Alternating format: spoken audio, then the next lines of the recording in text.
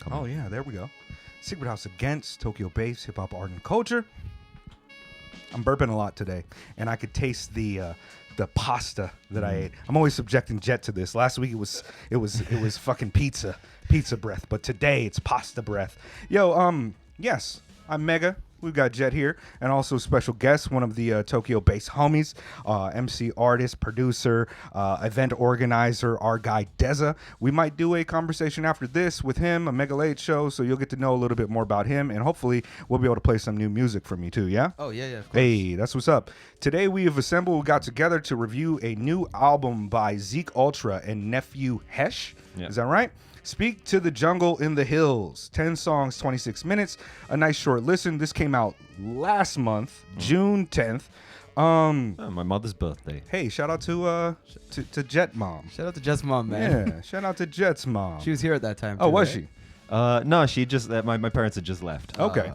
But shout out to Jet's mom. Yeah. You know. So what we like to do when we review an artist that we haven't discussed or reviewed before is we like to tell you guys how we're familiar with them, how we know them, if we know them at all. So who wants to start it off? You guys know ZekeUltra? Is it pronounced ZekeUltra? I assume so. Okay, not Zeke. Zeke. I think it's Zeke. ZekeUltra, right? Okay. Nah, like Ezekiel. I'm the same as Jet. I don't know anything about him. Yep. First time. Yeah. First time. I think he's a Delaware-based MC that was from Portland. I don't know. There's not that much information about him, and his little Spotify spiel is just like shooting at the rainbow. And I was like, oh, that's hard, but it doesn't tell me anything about you other than the fact that that's hard. The god is agile. Yeah, Shoot exactly. at the rainbow. I don't know him, and I also don't know Nephew Hesh. So this is our kind of first time for all of us jumping into his music.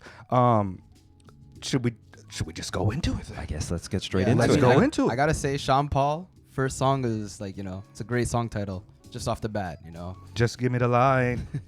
Hey yo, I don't really care what people say. That's a jam. Yeah. That is a jam. I was bartending at the time that was going off, and it became not a jam. I just got fucking tired of it. Oh, I but mean, yeah. that's it, right? Sean Paul, and that's something that I think this track touches on is like Sean Paul was ubiquitous for a while. Like if the money was there, he was there. Let me ask you a question regarding that Sean Paul track, Des. Yeah. Have you ever had a woman wet on your meat like mustard? It's happened a couple of times. That might not be the best way to start the review, but he does say something like that. So Wild line, yeah. Yeah. But I mean, it's it's hip hop. Sprinkle a little bit of that on there. Sprinkle a little bit for the hoes and whatnot. Let the homies feel good about being, who they are. Not trying to scare the hoes, right? Just trying to, Yeah, you know what I mean? Like, get a little mustard. Anyways, I do feel like ZekeUltra is very much a part of that kind of cultural wave that includes maybe at the forefront or the Mount Rushmore of this, like Earl and Mike. Yes. The first song had me like that Sean Paul joint. Like, first off, you guys know I be hating on pop culture. I was like, Sean Paul, blah. But the first song had me like, okay, this is fine. This is dope. And as I got more into the album, I maintained kind of the same thing. I do like ZekeUltra. I think that within the kind of... It's a weird thing because there's so much music that sounds like this today. And there's a lot of guys doing it who are just fine. And the first time I listened to that first track, I was like, this is another one of those just fine things. There's been a few artists, I don't mean to intentionally shit on them, but like Jadasea, I kind of was just like, fine. Yeah, it's The fine. Neonte album, I was like, fine. This album, the first track, I was like, fine. And then as I settled into it more, I actually really enjoy how ZekeUltra sets himself apart from these guys in a bit of a way. He's, we're too inundated with this sound at this point. It's almost like fucking 808s. Figure it out. Like, can you imagine if they use like the Apache break for fucking 5 years straight and that's it? It's kind of like a sound over and over and over. Yeah, they be using that shit. They be using like the spins 808 and trap anyways. But, Yeah, like, I get you. I'm not saying it like I love Earl, I love Mike, but the reason that I think that they stand apart is because they do things differently. There's a lot of artists that are making this type of music that just don't. I'm not saying that about ZekeUltra. I think ZekeUltra is actually really dope, and I think that he differentiates himself from of the other artists in the genre just through his approach. He content wise, ideologically, he's very similar, but the way that he has a nice variety of flows and approaches, from kind of sing-song style to actually barring out with poetic devices, different tempos, straightforward diary style, interpersonal bars that you would get from a mic, and also like he even goes off on like this kind of tired mumble push on some of the songs, and I just overall was like, okay, this is doing more for me than some of the other plethora of artists who sound like they could be on the same playlist. The variety of flows and deliveries on this record are absolutely what elevate it above being like more of this kind of drumless technical rap that you get. Weird. I sample also loop shit. just appreciate, like, I don't know how old this dude is, or what his background is or anything like that, but there's like a brightness and an exuberance to this album that lacks for me from an Earl True or a that. Mike. This is it. It's not poppy per se, although it also does have moments of that kind of mainstream poppiness that come through, but there's like a brightness and an energy to this record that you don't normally get from this kind of drumless rap. He's not as dour. Like it's not dour. It's not a dour record. Yeah. Even when he's doing the sort of tired, minimal kind of lo-fi beat with this sort of monotonous flow over the top, he's mixing it up. He's introducing some fun poetic devices here and there that make you go, oh, okay, cool. I could go jogging to this album in the morning if I wanted to. I wouldn't do that to Sick by Earl, even though I think that's a great record. They've got some joints on that you could jog to. Yeah. But no, the I'm dope outweighs the world is difficult side of things. Yes. And sometimes those artists get a little bit into that. But with him, man, like the song Fire for You with Elijah Banksy, that shit is great, and they're actually really dope together. And I saw that they had ran up an album a few years, maybe last year. They did a collaborative album called Horn of the Lamb, I want to say. Okay. But that, like, I'm gonna go check it out because I actually like the way that their styles complement each other a lot. Good chemistry. The way that God's Chosen People starts, where he's like, this world belonged to your father, my father, and then it comes in, I was like, ugh, that's fucking hard. And probably my favorite song on the album is Wasted Years. Same. Oh yes, Likewise. me too. He Me just too. gets off 3 for like 3. his flow on that so is tight. so like it's something that is lacking from a lot of his contemporaries.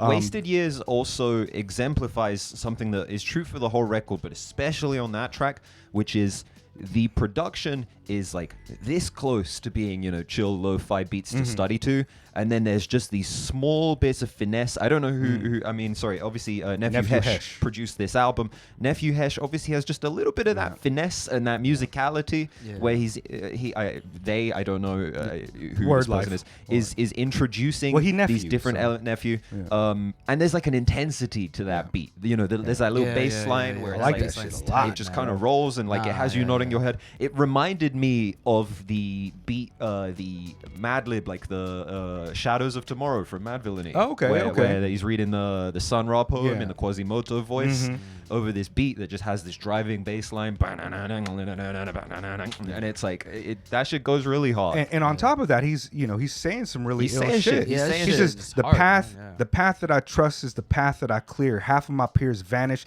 I seen him panic. They was lacking the pure and deep passion.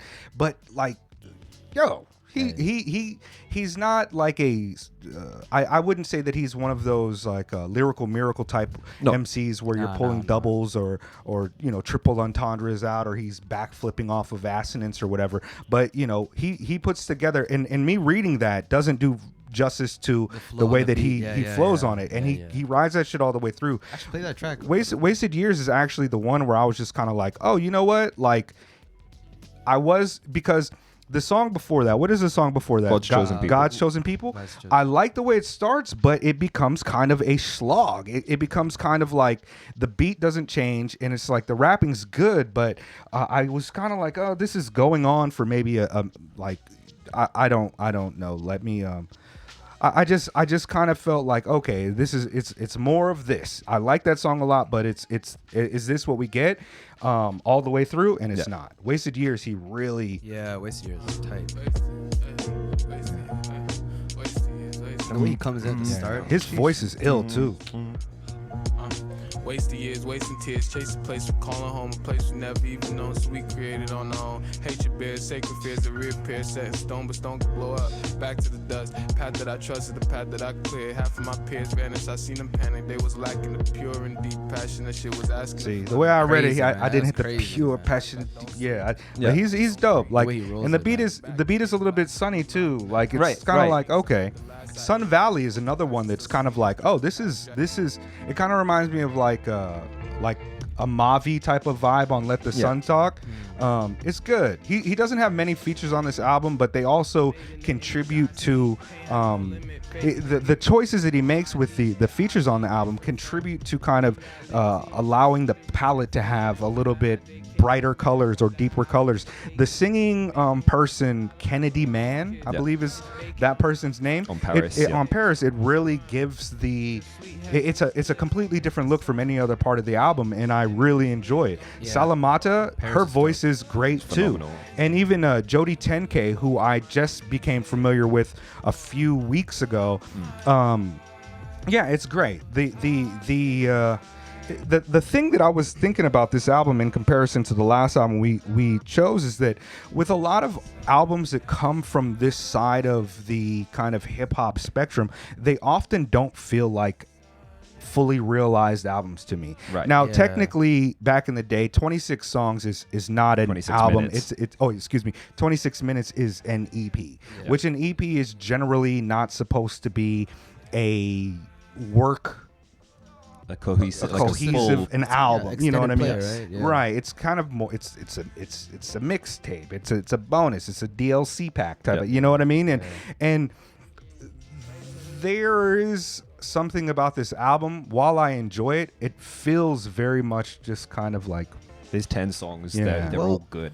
Well, the thing is, like, now the line is so blurred with what is considered an album and EP. Precisely. And a lot of times when you upload even compilations on distributors, they will put you into a box. So maybe it wasn't even his intention to have this be an album, but the distributors claim it as such. So it's really hard to tell nowadays with that sort of thing. I also feel like with just the kind of the amount of content that comes out from artists, it's kind of I often feel like, oh man, I wish he would put out something that was a little bit more what's the word I'm looking for, like concise or Focused. focused. A little bit more focused. And I'm not saying this album is like all over the place. It does have a cohesion because of, Nephew Hesh is the single producer, and it generally has a kind of spectrum of vibe to it. But it's good. I just kind of he when he puts together something, I watched a few of his music videos and things. When he puts together something, I'm like, wow, that's actually kind of brilliant. His approach, the artistry of the video,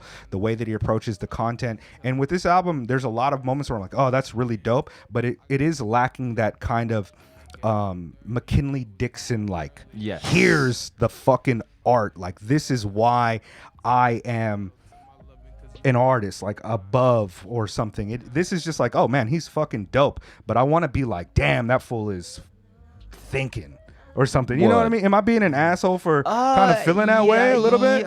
Yes. Yes, Okay. Kind of. Bust it. Because I think, the McKinley Dixon, that's a very, very high bar to clear. True. I don't think Nas clears that bar. Well, I don't think mostly Jay-Z just mean clears like that bar.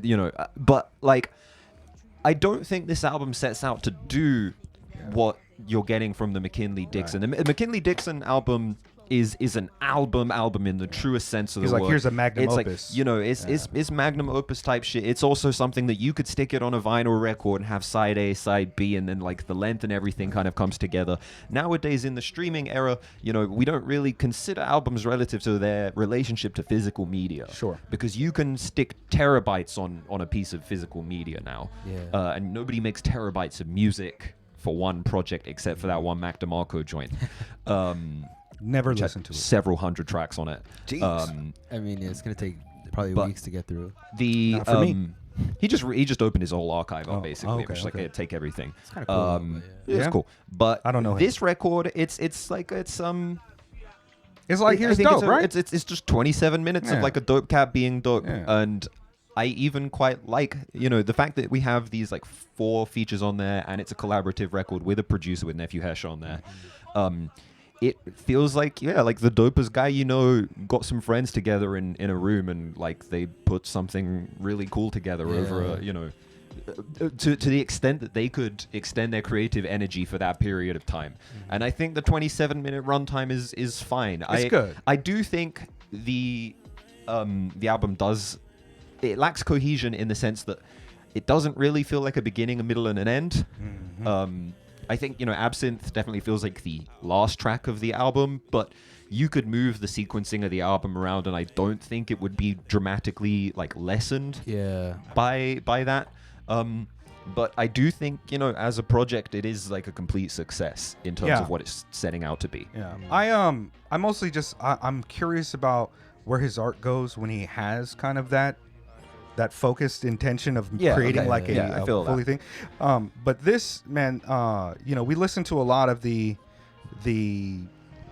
this type of sound. Yes. And he's one of the artists that I've come across in the last few years. Like, he's one of the artists that actually stands out to me compared to a lot of his contemporaries. And it was refreshing because I've been disappointed by a few of the other artists that I thought, like, oh, I heard their feature, let's check out their album. I love their feature, let's check out the album. When I hear the album, I'm just kind of like, this is dope. I'm a fan of ZekeUltra now. I'm actually a fan of Elijah Banksy too. I watched a couple videos. Jody 10K, I'm gonna check it out. I don't know Kennedy Man or Salimata.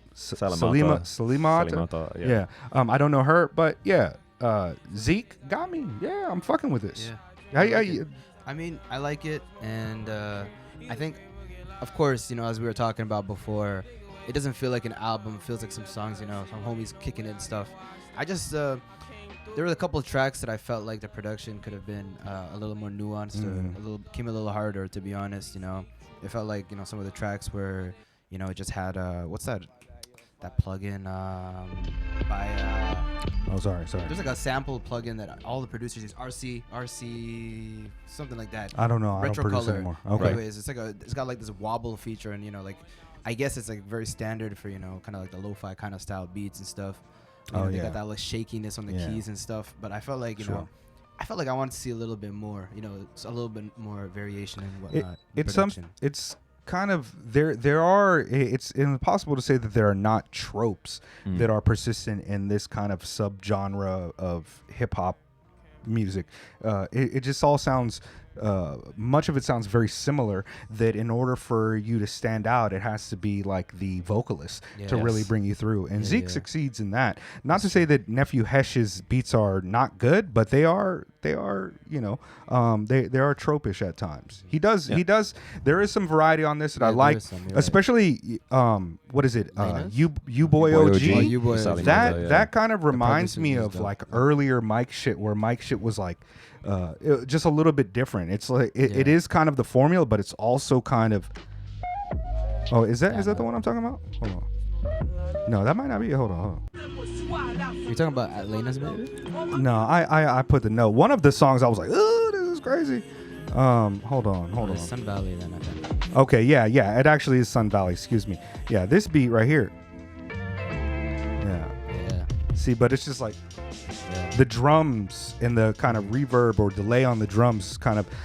It sounds a little bit different. It sounds like earlier Mike or earlier Madani type of stuff, or just different. Even the chords kind of remind me of like Chris Keys. Sure. Like just okay, the like a Quelle, Chris type thing. Yeah, it's good. Yeah. My favorite production was Atlena's.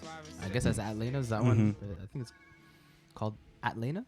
Lana's? Or is it just Atlanta, like some Instagram ad? Atlanta's? Yeah, I don't know. Oh, Atlanta's, huh? I don't know. Yeah, but it's probably my favorite production on the track. It is dope. The production on this is really solid.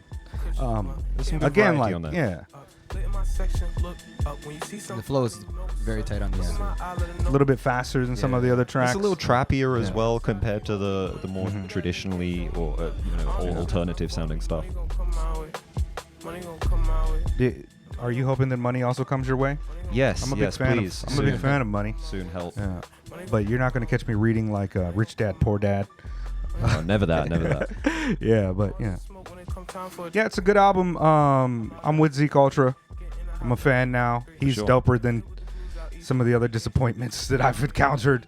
Yeah, but my name is Mega. I'm a hater. What do we got? Secret House? Is that it? Secret House. Yeah, I recommend this album to people who are into this kind of stuff. You like your Jada, you like your Neonte, you like your Mike, etc. Donnie. Yeah. Donnie. Yo, OG. Yeah. I fuck with it.